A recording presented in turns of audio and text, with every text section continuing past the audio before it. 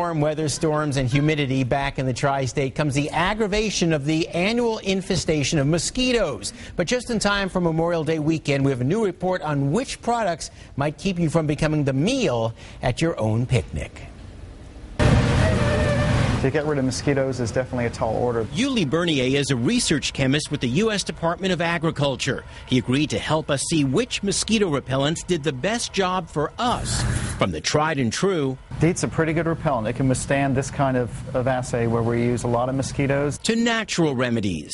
Citron oil is one of the botanicals that we have, and it shows some efficacy against keep mosquitoes from biting you. Yuli's colleague Greg tested Ham's bite blocker. Now, the thing to keep in mind about this BioUD, this is actually a tick repellent more so than it is a mosquito repellent. But it did show effectiveness in our test, as did lemon eucalyptus.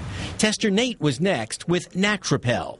This is a compound that's been around since the mid-'80s. This Coleman Skin Smart with IR 3535 did a pretty good job for us, but not perfect. Which brings us to the most anticipated item, the off clip-on with a fan-forced dose of repellent.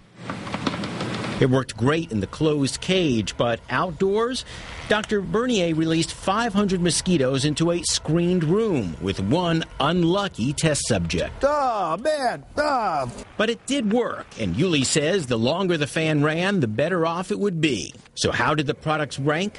Those with the highest percentage of DEET worked best. Products with picaridin, IR 3535, and lemon eucalyptus were next best in that order. The clip-on worked, just not as well as Yuli had hoped.